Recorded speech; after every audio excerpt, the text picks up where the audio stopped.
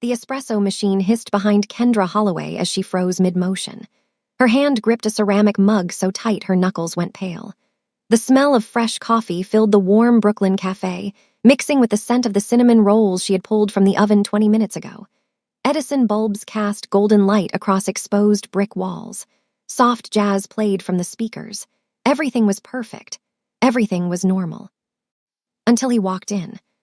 Standing in the doorway of Honey and Steam, silhouetted against the gray November afternoon, was the one man Kendra had spent 5 years running from.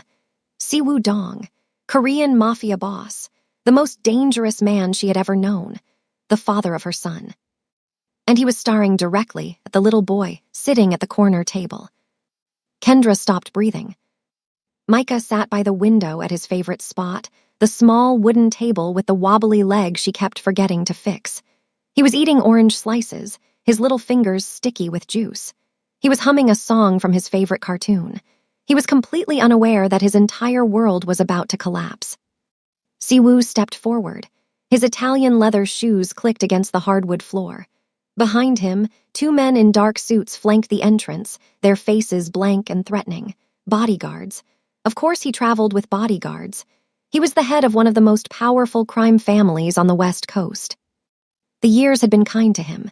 He was 37 now, still devastatingly handsome in that sharp, dangerous way that had first drawn Kendra to him. His black suit was perfectly tailored, probably cost more than her monthly rent. A crisp white shirt lay open at the collar. A distinctive gold ring glinted on his finger. His jaw was set hard, and his dark eyes moved slowly from Micah back to Kendra. She watched recognition dawn across his face like a death sentence. The boy had his father's exact jawline, his father's precise nose, the same shape of his eyes, though lighter in color. The same distinctive birthmark behind his left ear that Siwoo had, that his father had, that his grandfather had. 5 years of hiding. 5 years of building a new life. 5 years of carefully constructed lies and fake names, and looking over her shoulder every single day. All of it crumbled in 3 seconds. The mug slipped from Kendra's fingers. It shattered on the floor behind the counter, and she barely heard it. Her heart was pounding so loud it drowned out everything else. The jazz music, the chatter of the few remaining customers, the hiss of steam from the espresso machine. Siwoo's expression was unreadable, cold, calculating, the same mask he wore when he was conducting business, the same mask he wore right before he did terrible things to people who betrayed him. Kendra had seen that mask before. She knew what it meant. Before we continue with this story, I need you to do something for me. This story is about secrets, sacrifice, and a love that refuses to die no matter how hard you try to kill it. If you have ever kept a secret to protect someone you love, if you have ever run from something that terrified you, I need you to hit that subscribe button right now. I pour my heart into these stories, and it genuinely hurts when people watch without subscribing. Please, just take 1 second and subscribe. It's free, and it means the world to me. Also, drop a comment telling me which city you are watching from. I want to know where all my amazing viewers are located. Now, let's continue. Kendra forced herself to move. She bent down and started picking up the broken pieces of the mug, using the motion to hide her shaking hands. Her mind raced through options. The back door led to the alley. She could grab Micah and run, but Siwoo's men were already positioned at the entrance. There was no way out. She was trapped. When she stood up again, Siwoo had moved closer. He was standing in the middle of the cafe now, maybe 15 feet from Micah's table. The other customers had gone quiet, sensing the tension in the room. An older woman clutched her latte and stared. A young couple exchanged nervous glances. One of Siwoo's bodyguards stepped forward and spoke quietly to the remaining customers. Kendra could not hear what he said, but within 2 minutes, the cafe was empty except for her, Siwoo, his men, and her son. Micah finally looked up from his orange slices. His face was sticky and happy, and Kendra's heart shattered into a million pieces. He was so innocent, so unaware. He had no idea that the imposing man in the expensive suit was about to change everything. "Mommy, who is that man?" Micah asked, his voice curious and unafraid. "Why does he look so serious?" Kendra opened her mouth to answer, but no words came out. Siwoo's voice cut through the silence like a blade. Low, controlled, lethal. How old is he, Kendra? She gripped the edge of the counter. Her legs felt like they might give out. She had practiced this moment in her nightmares 1,000 times, but nothing prepared her for the reality of it. He is 4, she lied, forcing her voice to stay steady. His father was someone I dated after I left California. You do not know him. Siwoo tilted his head slightly. His expression did not change, but something flickered in his eyes. Something dangerous. I see, he said quietly. Then he reached into his jacket pocket. Kendra's heart stopped completely. Her body tensed, ready to throw herself in front of Micah, ready to do whatever it took to protect him. But Siwoo did not pull out a weapon. He pulled out his phone. He swiped through it slowly, then turned the screen to face her. On it was an old photograph. A little boy, maybe 5 years old, standing next to an elderly Korean woman in front of a traditional house. The boy in the picture had the same jawline as Micah, the same nose, the same eyes. It was Siwoo as a child, and the resemblance to Micah was undeniable. My grandmother passed away last month, Siwoo said, his voice carefully controlled. I was going through her photographs, preparing for the funeral. I kept looking at this picture, feeling like I was missing something, like I was forgetting something important. He paused. Then 3 days ago, I was in this neighborhood on business. I glanced through your window and saw a little boy sitting at that same table, eating an apple, and I realized why this photograph had been haunting me. Kendra's legs buckled. She caught herself on the counter, barely staying upright. He is 5 years old, is he not, Kendra? Siwoo continued, stepping closer. He was born approximately 9 months after you disappeared from Lowe's Angels, after you vanished from my life without a trace, without a word, without any explanation. His voice cracked slightly, the first sign of emotion breaking through his mask. You took my son from me. You hid him for 5 years, and now you stand there and lie to my face about his age, about his father, about everything. Micah slid down from his chair, his orange forgotten. He walked over to Kendra and grabbed her hand, looking up at her with confusion and concern. Mommy, why are you crying? Kendra touched her face and realized tears were streaming down her cheeks. She had not even noticed. Siwoo crouched down so he was at Micah's eye level. His entire demeanor transformed instantly. The coldness melted away. His voice became soft and warm. Hello, little one, he said gently. My name is Siwoo. I am an old friend of your mother's from a long time ago. What is your name? Micah, the boy answered, still holding Kendra's hand. Micah Holloway, are you really Mommy's friend? How come she never told me about you? Siwoo glanced up at Kendra, and his eyes were ice again. That is an excellent question, Micah, he said. Perhaps your mother can explain that to both of us. He stood up slowly, his gaze never leaving Kendra's face. I think you and I need to have a very long conversation, he said. And before you answer, before you even think about lying to me again, remember one thing. He stepped closer, close enough that she could smell his cologne, close enough that she could see the pain buried beneath the anger in his eyes. I have killed men for smaller betrayals than this one. I have destroyed entire families for less. But you, Kendra, you I loved, you I would have died for. And you repaid that love by stealing my child and disappearing like I meant nothing to you. He paused, letting the words sink in. So choose your next words very, very carefully. The story of how Kendra Holloway ended up pregnant by a Korean Mafia boss started with a flat tire on Sunset Boulevard 5.5 years ago. She was 26 years old back then, working as a pastry chef at an upscale restaurant in West Hollywood called Marigold. It was her dream job. She had worked her way up from dishwasher to line cook to dessert specialist over 3 years.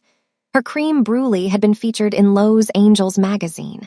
Her chocolate souffle made grown men weep. She was driving home after a brutal double shift, exhausted and running on caffeine and determination. It was 2 a.m. The streets were mostly empty. She was thinking about the lavender honey cake she wanted to experiment with the next day when her front tire blew out near a nightclub she had never noticed before. No spare tire, dead phone battery, 2 a.m. on a sketchy stretch of Sunset Boulevard. Kendra stood beside her useless car and considered her options. She could walk to the nightclub and ask to use their phone. She could try to flag down a passing car. She could start walking the 3 miles to her apartment in Silver Lake and hope for the best. Before she could decide, a black Mercedes pulled up beside her.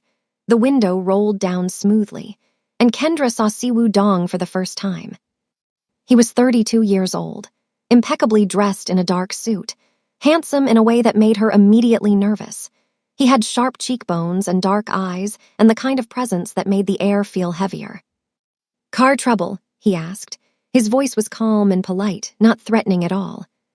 Kendra nodded, keeping her distance from the car. "Flat tire, dead phone. I am trying to figure out my next move." He studied her for a moment, then pulled his car to the curb and got out. He walked over to her car, examined the tire, and shook his head. "This tire is destroyed. You will need a tow." He pulled out his phone and made a call in Korean, speaking rapidly. When he hung up, he said, "A tow truck will be here in 20 minutes. In the meantime, may I offer you a ride home?" Every instinct Kendra had screamed at her to say no. Strange man, expensive car, middle of the night. This was how horror movies started. But there was something about him, something in the calm politeness of his voice, something in the way he kept a respectful distance, not crowding her, not pressuring her, something that made her trust him despite her better judgment. "Okay," she said, "thank you." He drove her to her apartment in Silver Lake. He did not try anything. He did not ask for her number. He did not make any inappropriate comments. He simply drove, making polite small talk about Los Angeles traffic and the weather, and when they arrived at her building, he waited until she was safely inside before driving away. Kendra assumed she would never see him again. She was wrong. The next night, Siwoo showed up at Marigold. He was seated in her section of the restaurant, even though it was the dessert station and customers rarely requested to sit there. He ordered dinner, but barely touched it. When the dessert course came, he ordered everything on the menu. He came back the next night, and the next, and the next. For 2 weeks straight, Siwoo Dong came to Marigold every single night and ordered dessert. Only dessert. He would sit at the same table, eat her creations slowly and deliberately, and leave a tip that was larger than most people's rent. On the 14th night, Kendra finally approached his table. "Okay," she said, wiping her hands on her apron. "I need to know, are you stalking me or do you just really love chocolate?" Siwoo smiled. It was the first time she had seen him smile, and it transformed his entire face. The coldness melted away, replaced by warmth and something that looked almost like shyness. "Both," he admitted, "but mostly the first one, though your chocolate souffle is extraordinary." Kendra laughed despite herself. "That is either the creepiest or the most flattering thing anyone has ever said to me." "I am hopping for flattering," Siwoo said. "I apologize if I have made you uncomfortable. I simply could not stop thinking about you after that night. The way you handled yourself. The way you were clearly terrified but refused to show it. The way you thanked me like I had done something remarkable when all I did was offer a ride." He paused, looking down at his half-eaten creme brulee. "I do not meet many people who interest me," he continued quietly. "But you interested me from the first moment I saw you. I wanted to know more about you. I wanted to hear your voice again. I wanted to understand why you stayed in my mind like a song I could not forget." He looked up at her. "If I have overstepped, I will leave and never bother you again. But if there is any chance you might want to have dinner with me, not here, somewhere you are not working, I would be honored." Kendra should have said no. She knew nothing about this man except that he drove an expensive car and had excellent taste in desserts. He could be anyone. He could be dangerous. But she said yes. Their first date was at a small Italian restaurant in Los Feliz. Siwoo was charming and attentive and asked her more questions about herself than anyone had in years. He wanted to know about her childhood in Atlanta, about her culinary training, about her dreams and fears and favorite books. He listened like everything she said mattered. She learned he was a businessman. Import and export, he said vaguely. He had moved to Los Angeles from Seoul when he was 18, following his father. He had worked hard and built something successful. He did not elaborate on what exactly that something was. She did not push. She was too busy falling for him. Their relationship moved fast. Within a month, Kendra was spending most of her nights at his Malibu mansion, a sprawling estate on a cliff overlooking the Pacific Ocean. Within 2 months, she had a key and a closet full of clothes he had bought her. Siwoo was unlike any man she had ever known. He was powerful and controlled in public, commanding rooms full of people with just a look. But with her, in private, he was gentle, tender, almost vulnerable. He cooked her Korean dishes his grandmother had taught him, standing in his enormous kitchen in a white t-shirt and sweatpants, explaining each ingredient and its significance. He brushed her hair while she fell asleep, running his fingers through her braids with a reverence that made her feel treasured. He told her things he said he had never told anyone, about his cold father, about his beloved grandmother, about the loneliness of being powerful in a world that feared him. "You make me feel human," he told her one night, holding her close in his massive bed while the ocean crashed against the cliffs below. "Before you, I was just a machine, working, acquiring, controlling. You reminded me that there is more to life than power." Kendra believed him. She loved him with everything she had. And then, 3 months into their relationship, she discovered the truth about what he really did. It was a late night at the mansion. Kendra had fallen asleep in the bedroom and woken up around 2 in the morning to find Siwoo's side of the bed empty. She went looking for him, wandering through the dark hallways of the enormous house. She heard raised voices coming from his office, angry voices. She should have turned around. She should have gone back to bed, but something pulled her forward.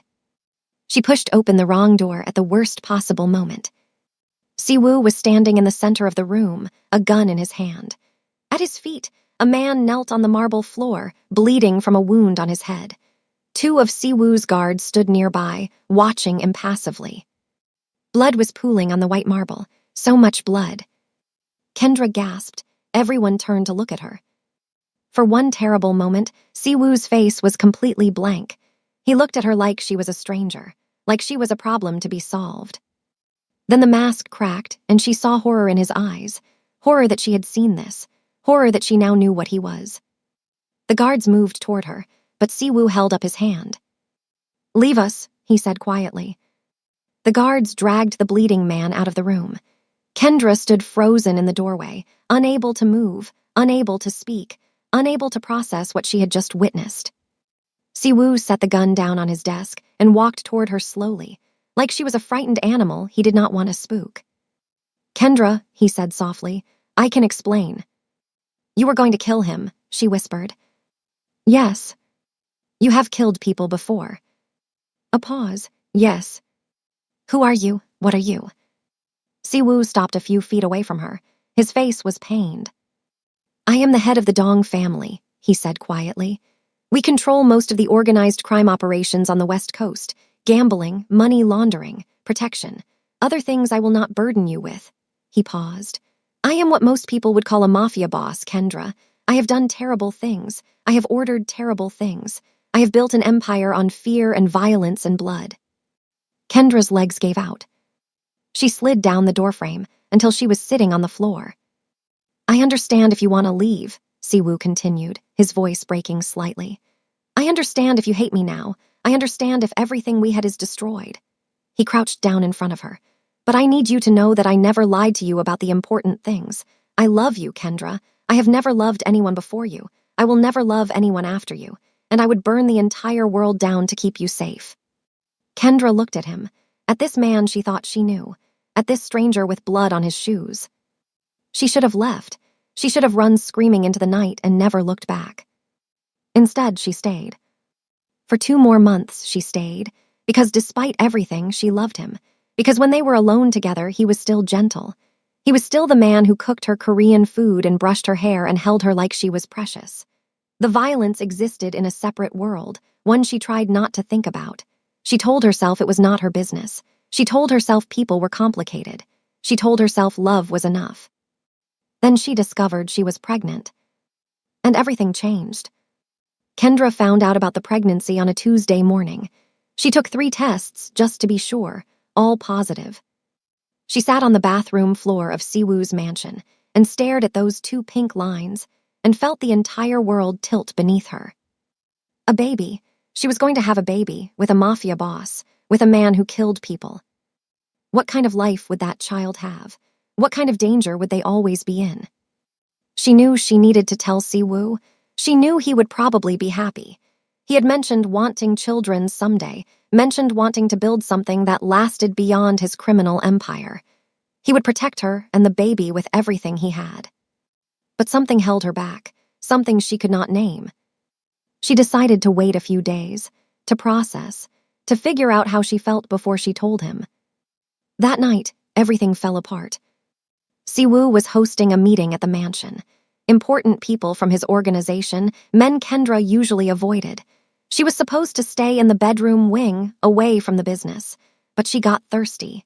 She went to the kitchen for water. She took a wrong turn. She ended up outside Siwoo's office again. This time, she did not open the door. She just stood in the hallway and listened to the voices drifting through the crack. Siwoo's lieutenant, a man named Park, was speaking. The Baron family knows about the woman. They have been asking questions, taking photographs. They think she is your weakness. They are correct, Siwoo replied calmly. Then we need to discuss options, if she becomes a liability. A long pause. What kind of options? Siwoo asked.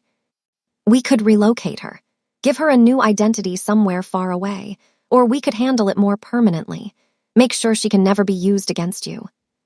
Kendra's blood ran cold. Handle it more permanently. She knew what that meant. She had seen the blood on the marble floor. And if I am not willing to do either, Siwoo asked. Then you are putting the entire organization at risk. Sentiment is dangerous in our world, boss. You know that better than anyone. Another long pause. Kendra pressed her hand against her stomach, against the tiny life growing inside her, and felt terror like she had never known. I will think about it, Siwoo finally said. Kendra did not wait to hear more. She went back to the bedroom. She packed a bag with shaking hands. She took $10,000 from the safe where Siwoo kept emergency cash. She wrote a note that said only "I'm sorry" and left it on his pillow. Then she climbed out the window, dropped into the garden below, and ran. She did not look back. The first year was the hardest. Kendra moved constantly. Detroit first, where she had a cousin who let her stay for a few weeks. Then Chicago, where she worked under the table at a bakery until her stomach got too big to hide. Then Philadelphia, where she gave birth to Micah in a hospital where no one knew her name. She named him Micah because it meant, "Who is like God?" And she needed to believe in something bigger than herself. She gave him her mother's maiden name, Holloway, instead of her own. For the first year of Micah's life, Kendra barely slept. She watched the news constantly, expecting to see Siwoo's face. She scanned every crowd for his men. She flinched at every black car, every Asian man in a suit, every knock on the door. The fear never fully went away, but eventually it dulled enough for her to start building a life. She ended up in Brooklyn almost by accident. She was passing through New York on her way to Boston when she saw a "For Lease" sign in the window of a small storefront in Williamsburg. The neighborhood was trendy and expensive, but the building was old and neglected. The landlord was desperate. Kendra used the last of her stolen money to secure the lease and buy basic equipment. She named the cafe Honey and Steam, after her two favorite things about baking. She worked 18-hour days for the first 2 years, building a customer base from scratch. She made everything herself, from the croissants to the specialty coffee drinks. She learned to roast her own beans. She cultivated relationships with local suppliers. Slowly, impossibly, she built something good. Micah grew up in that cafe. He took his first steps behind the counter. He said his first word, "cookie," while reaching for a chocolate chip cookie she had just pulled from the oven. He learned to count by counting coffee beans. He learned to read by sounding out the menu board. He was a happy child, curious and kind and full of joy. He had his father's intelligence, his father's intensity, but none of his father's darkness. At least none that Kendra could see. She told him his father had died before he was born. A car accident, quick and painless. She hated lying to him, but she did not know what else to do. How do you explain to a child that his father is a murderer? How do you explain that she ran to protect him from that life? She did not date. She did not make close friends except for Jocelyn, a photographer she met at a neighborhood block party who became her emergency contact and babysitter and the closest thing to family she had in New York. She kept everyone at a distance because distance was safe. For 5 years, she lived in fear, but she also lived in hope. Hope that she had escaped. Hope that Siwoo had forgotten about her. Hope that Micah would grow up normal and safe and free. She should have known that hope was a luxury she could not afford. Back in the present, the cafe was silent except for the soft hum of the refrigerator behind the counter. Siwoo had closed the shop. His men stood guard at the doors. Micah had been gently persuaded to go into the back kitchen with a chocolate croissant and Kendra's phone, watching cartoons while the adults talked.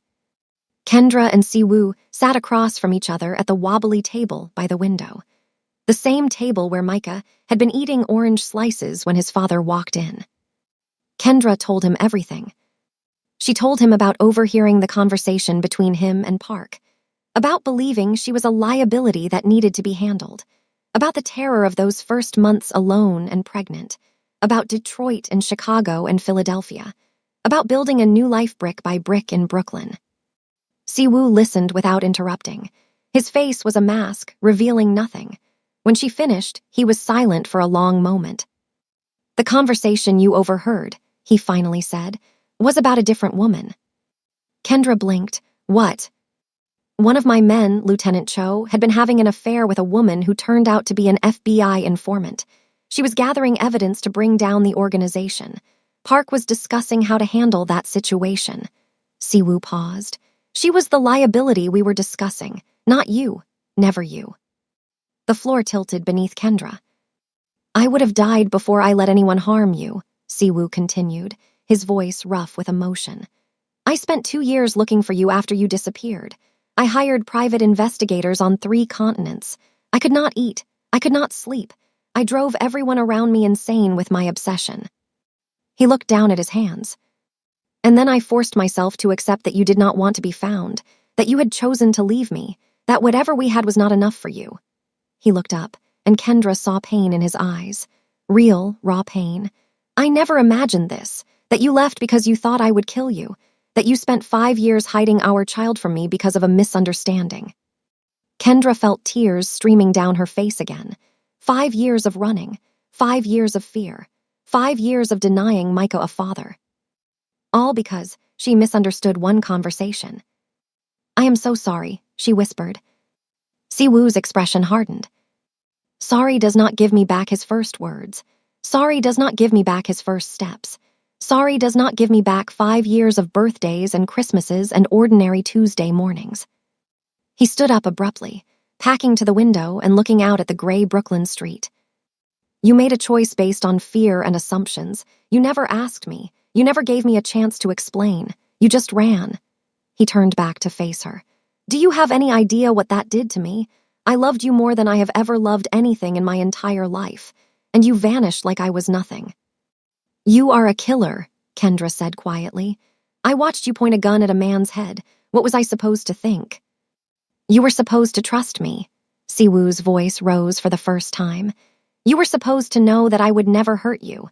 You were supposed to give me the benefit of the doubt." Kendra stood up too, her own anger rising. "Trust you? I watched you almost execute someone. How was I supposed to trust you after that?" "Because I loved you. Because I had given you no reason to fear me." "You had given me every reason. You are a mafia boss. Violence is your language." They stood there, glaring at each other across the small table, both breathing hard. 5 years of silence and fear and longing had exploded into this moment. Finally, Siwoo spoke again, his voice quiet. "Here is what is going to happen. You and Micah are coming back to Lowe's Angels with me. I have already had my lawyers begin custody proceedings. My son will know his father. He will know his heritage. He will be protected and provided for." "No," Kendra said immediately. "You cannot just take us. I have a life here, a business, friends." "You have nothing I cannot replicate 10 times over in California." Siwoo stepped closer. "You can fight me on this, Kendra, but I promise you, if you do, I will use every resource I have to win. The courts, the lawyers, everything. You hid my child from me for 5 years. No judge will look kindly on that." Kendra's blood ran cold. She knew he was right. She knew how this would look in a custody battle. Unfit mother who kidnapped a child and fled across the country. "Please," she said softly, "do not do this. Do not take him from me." Siwoo's expression flickered. For a moment, she saw the man she had loved beneath the mask.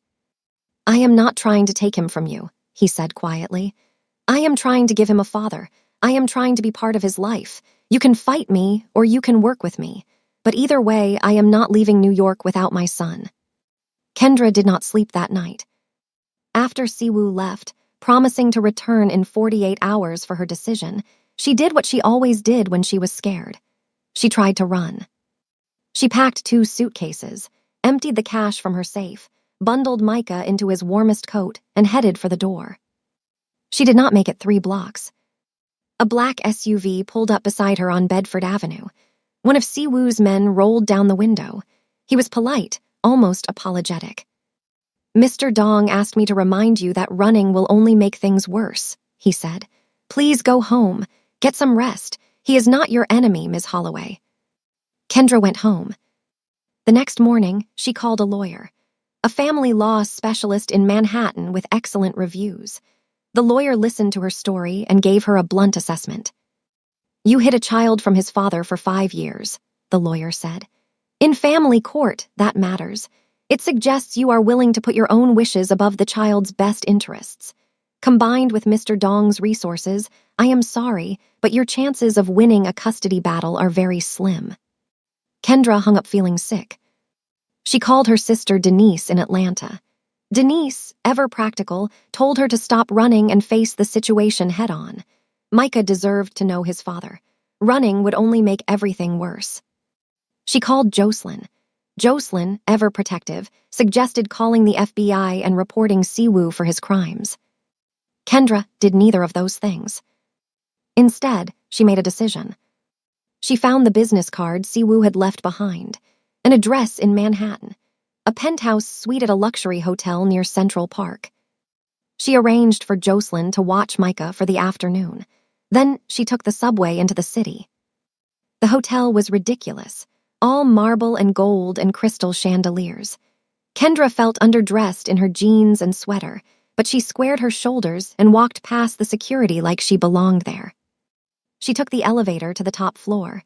She stood in front of Siwoo's door. She knocked. When he opened it, she saw surprise flicker across his face. He was wearing a simple black shirt and dark pants, more casual than she had ever seen him. "I am not coming to Los Angeles as your prisoner," she said before he could speak. "If you want me and Micah in your life, you are going to do this my way." Siwoo studied her for a long moment. Then he stepped aside to let her in. "Tell me your terms," he said. Kendra walked into the suite and stopped cold. On the coffee table were photographs, dozens of them, pictures of her and Micah over the past 5 years, at the park, at the grocery store, walking to preschool, celebrating birthdays, at the cafe, at the beach in Coney Island last summer. Siwoo had been watching them. "You knew," she said quietly. "You have known about Micah for longer than 3 days." Siwoo closed the door behind her. 8 months, he admitted. "One of my investigators found you by accident while working an unrelated case. I flew out immediately. I saw Micah through the cafe window." He paused. "I watched you both for 3 days before I returned to Los Angeles." "Why did you wait? Why pretend to just discover him?" Siwoo walked to the window overlooking Central Park. The afternoon light made him look tired, older than he was. "Because I have enemies, Kendra. Enemies who would use you and Micah against me without hesitation. I needed time to ensure your safety, to put protections in place, to eliminate certain threats." Kendra's stomach dropped. "What threats?" Siwoo turned to face her. "A man named Victor Choi. He runs a rival crime family based in San Francisco. He has been trying to destroy me for years. 3 years ago, I took something from him, something valuable. He has never forgiven me." "What did you take?" "His territory in Seattle, his most profitable gambling operation, several of his key lieutenants who now work for me." Siwoo paused. "He has been waiting for an opportunity to hurt me. 2 months ago, he discovered you and Micah exist." The room suddenly felt very cold. "Victor has people in New York," Siwoo continued. "They have been watching you, waiting, planning." "Planning what?" "To take you, both of you, to use you as leverage against me, to force me to surrender everything I have built or watch my son suffer." Kendra sat down heavily on the nearest chair. Her legs would not hold her anymore. The man who delivered coffee beans to your cafe last week, Siwoo said quietly. The new family that moved into the apartment above yours. The woman who has been bringing her daughter to your weekend story time sessions. All of them work for Victor Choi. Kendra thought about Mrs. Patterson and her sweet little girl Lily. They had been coming to story time for a month. Micah loved playing with Lily. All a lie, all a trap. I did not approach you sooner because I was trying to find a way to keep you safe without disrupting your life, Siwoo said. I had my people watching Victor's people, intercepting their communications, sabotaging their plans, but Victor is running out of patience. He is planning to take Micah within the week. I cannot protect you from a distance anymore. As if on cue, Siwoo's phone buzzed. He looked at the screen and his face went pale. They moved up the timeline, he said. Victor's men just broke into your cafe. Kendra's heart stopped. Micah is supposed to be with Jocelyn. Where is he right now? I left him with her, at her apartment in Queens. Siwoo was already dialing. He listened for a long moment, his jaw tightening. Then he hung up. Jocelyn is not answering. The next 20 minutes were the most terrifying of Kendra's life. Siwoo transformed before her eyes. Gone was the conflicted ex-lover, the wounded father. In his place was the Mafia boss. Cold, efficient, lethal. He barked orders into his phone in rapid Korean. Within minutes, 4 black SUVs were waiting downstairs. Armed men poured out of rooms throughout the hotel. Weapons appeared from hidden holsters. They raced across the Williamsburg Bridge, weaving through traffic like it did not exist. Kendra sat in the back of the lead SUV, her fingernails cutting crescents into her palms. She could not stop thinking about Micah, about his smile, about his laugh, about all the things Victor Choi might do to her baby. Siwoo kept calling Jocelyn. No answer, no answer, no answer. Then, finally, a pickup. I cannot talk long, Jocelyn whispered. Her voice was shaking. 2 men followed us from the park. We are hiding in a bathroom at a restaurant in Cobble Hill. I do not know how long before they find us. Which restaurant? Siwoo demanded. The Italian place on Smith Street. Bella Luna, please hurry. Micah is scared. I am scared, please. Siwoo redirected the convoy. They arrived at Bella Luna 8 minutes later. Kendra saw 2 men in dark suits circling the building, peering in windows, checking exits. Victor's men. What happened next was fast and brutal. Siwoo's men moved like shadows. Silent, precise, deadly. There were no gunshots, no screaming, just quick, efficient violence that ended before Kendra fully processed it was happening. Then Siwoo himself disappeared into the restaurant. Kendra waited in the SUV, her heart pounding so hard she thought it might explode. Minutes passed. Each second felt like an hour. The restaurant door opened. Siwoo emerged with Micah in his arms. Micah was crying, his face pressed against Siwoo's shoulder, his little body shaking. But he was alive. He was safe. Kendra threw open the car door and ran. Mommy! Micah reached for her as soon as he saw her. Siwoo handed him over gently, carefully, and Kendra held her son so tight she was probably hurting him. It is okay, baby, she whispered into his hair. Mommy is here, you are safe, everything is okay. She looked up at Siwoo. His face was a mask again, but his eyes were not. She saw fear in them, real fear, and relief, and something deeper, something that looked like love. I will kill anyone who tries to hurt him, Siwoo said quietly. Anyone. Kendra believed him completely. Jocelyn stumbled out of the restaurant behind them, pale and shaking, but unharmed. She ran to Kendra and Micah, wrapping her arms around both of them. I am so sorry, she kept saying. They came out of nowhere. I did not know what to do. You did everything right, Kendra told her. You kept him safe. Siwoo was back on his phone, issuing more orders. His men were loading the unconscious bodies of Victor's people into one of the SUVs, cleaning up the scene. Then his phone buzzed again. He read the message and went very still. We need to move, he said. Now. What is it? Kendra asked. Siwoo met her eyes. His expression was murderous. Victor has Jocelyn's sister. He is offering a trade, her life for Micah. Jocelyn collapsed against the SUV. Naomi. Oh my God, Naomi. Naomi was Jocelyn's younger sister, a nursing student at Columbia. She had nothing to do with any of this. She was just a 23-year-old girl trying to finish her degree. How did they know about her? Kendra demanded. They have been watching all of us, Siwoo said grimly. They know everyone connected to you, everyone you care about. He turned to Jocelyn. I will get your sister back, I promise you, but I need you to trust me. Jocelyn nodded, tears streaming down her face. They spent the night at a safe house in New Jersey, an unremarkable house in an unremarkable suburb, surrounded by Siwoo's men. Micah, exhausted from the trauma, fell asleep in Kendra's arms almost immediately. Kendra and Siwoo sat at the kitchen table, planning. I will not trade Micah, Siwoo said flatly. That is non-negotiable.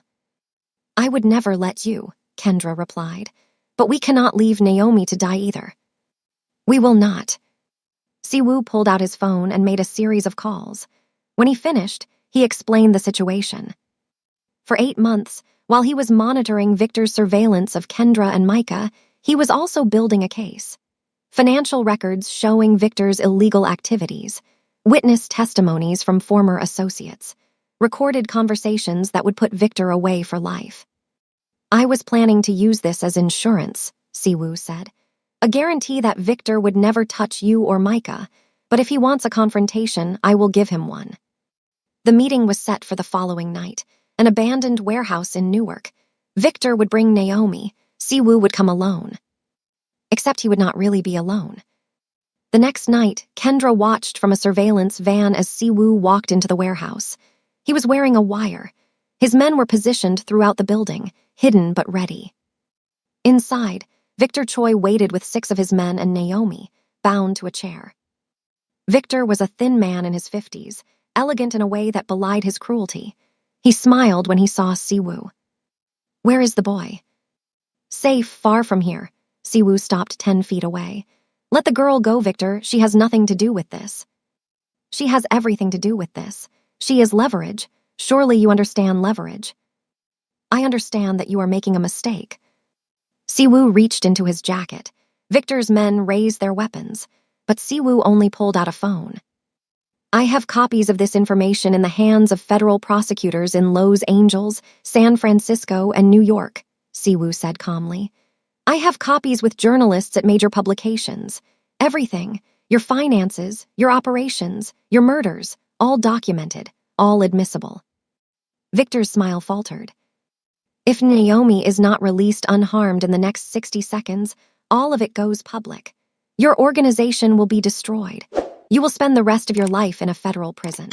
And everyone who ever worked for you will scramble to make deals, giving up more information to save themselves. Silence. Victor's face contorted with rage. You are bluffing. Try me. 30 seconds passed. Victor's men looked nervous. One of them lowered his weapon slightly. Fine, Victor spat.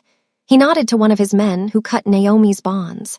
She stumbled toward Siwoo, who guided her toward the exit where his men were waiting. But as she passed, Victor grabbed her arm. This is not over, he hissed at Siwoo. Your woman and your boy will never be safe. I will find them eventually, and when I do. He did not finish the sentence. Siwoo moved faster than Kendra had ever seen anyone move. One moment he was standing still. The next, Victor was on the ground, bleeding. You will not find them, Siwoo said, his voice ice cold, because you will be in federal custody within the hour, and if by some miracle you ever get out, I will be waiting. His men flooded the warehouse. Victor's people surrendered without a fight. It was over. Naomi ran to the van where Jocelyn was waiting. The sisters embraced, both sobbing. Kendra watched Siwoo walk out of the warehouse as the sun rose over Newark. He was bruised, exhausted, but victorious. He had saved Naomi. He had protected Micah. He had destroyed his enemy.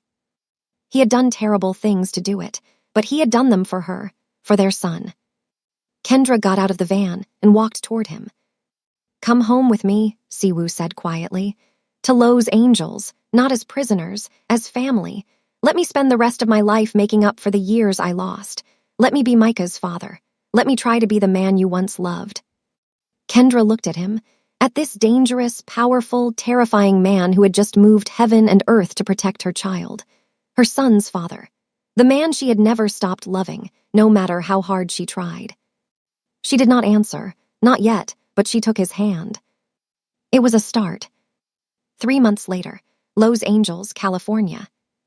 Kendra stood on the deck of a beautiful house in the Hollywood Hills, watching Micah play in the backyard with a golden retriever puppy named Machi. The sun was setting over the city, painting everything gold and pink. The Pacific Ocean glittered in the distance. She had not agreed to come back to Los Angeles immediately after that night in Newark.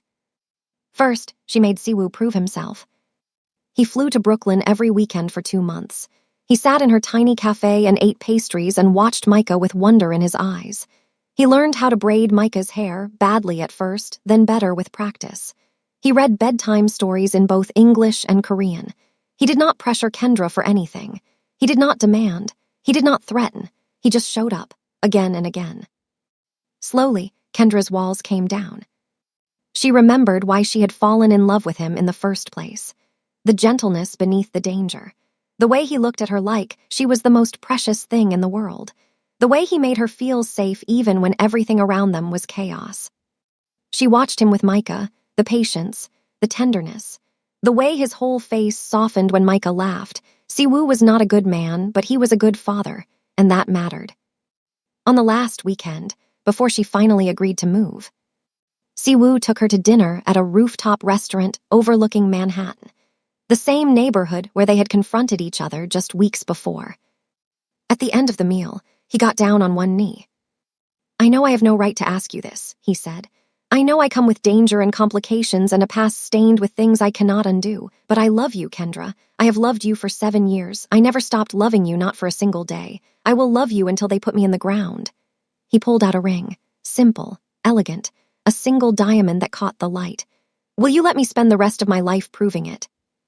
Kendra looked at him, at this man who had broken her heart and put it back together, at this man who had hunted her across a continent and then laid his empire at her feet, at this man who would kill for her, die for her, and also learn to braid her son's hair just to make him smile. She said yes. The wedding was small, just family and close friends at an estate in Napa Valley. Denise flew in from Atlanta with her husband and kids. Jocelyn stood as maid of honor. Naomi, fully recovered from her ordeal, served as a bridesmaid. Siwoo's grandmother's ring served as Kendra's something old, passed down from Seoul to Los Angeles to this moment. Micah served as ring bearer. He almost dropped the rings twice, tripping over his own feet in his tiny tuxedo. Everyone laughed, including Siwoo, whose smile was bigger than Kendra had ever seen it. They honeymooned in Jeju Island, off the coast of South Korea. Micah came with them because neither Kendra nor Siwoo could bear to be separated from him. They explored volcanic caves and swam in crystal-clear waters and ate the best seafood of their lives. Micah learned to say, "I love you" in Korean, and Siwoo cried the first time he heard it. Now they were home, in this house that Siwoo had bought specifically for them, away from the Malibu mansion with its memories of blood and fear. A fresh start, a new chapter. Siwoo still ran his empire. He still made decisions Kendra did not ask about. He still carried the weight of a violent legacy on his shoulders. But he had drawn a bright line between his business and his family. Micah would never know the details. Kendra would never be in danger again. He had made sure of that. Victor Choi was serving a life sentence in federal prison. His organization had crumbled without him. The threats had been neutralized. The enemies had been destroyed. They were safe. The sliding door opened behind Kendra, and Siwoo stepped onto the deck. He wrapped his arms around her from behind, pulling her close against his chest. "What are you thinking about?" he asked softly. "Everything," she said. "The past, the future, how strange life is, how terrifying those years were, how I never thought I would end up here." "Where is here?" She turned in his arms to face him. "Happy," she said. "Safe home with you." Siwoo smiled, that rare, beautiful smile that transformed his whole face. "I spent 5 years missing you," he said. "I spent 5 years feeling like half of me was gone. I never want to feel that way again." "You will not," Kendra promised. "I am not running anymore. I am exactly where I want to be." Micah's laughter rang out across the backyard as Machi knocked him over and licked his face. Kendra and Siwoo turned to watch their son, their miracle, the living proof that something beautiful could grow from fear and pain and misunderstanding. "He is happy," Siwoo said quietly. "He is," Kendra agreed. "Because of you, because you protected him, because you built a life for him even when you were terrified." Kendra shook her head. "Because of both of us, because you found us, because you fought for us." Siwoo pulled her closer, resting his chin on top of her head. "I will always fight for you," he said. "Both of you, for the rest of my life." The sun sank below the horizon, leaving the sky streaked with purple and orange. Micah ran toward them, the puppy at his heels, demanding that they come play. Siwoo picked him up and swung him around, making him shriek with delight. Kendra watched them together, her husband and her son, and felt something she had not felt in years. Peace. She spent 5 years running from this man, 5 years hiding their son, 5 years convinced she had made the right choice. She had been wrong. Some loves were worth the risk. Some families were worth fighting for. Some secrets, when finally revealed, led not to destruction but to redemption. Kendra Holloway stopped running. She stopped hiding. She stopped being afraid. And she finally found home. Thank you so much for watching this story until the very end. If you felt something, anything at all, please hit that subscribe button and leave a comment telling me your favorite part. I read every single comment, and they mean the world to me. Also, let me know what city you are watching from. I love knowing where all my amazing viewers are located. Until next time, stay blessed, stay safe, and remember that love always finds a way.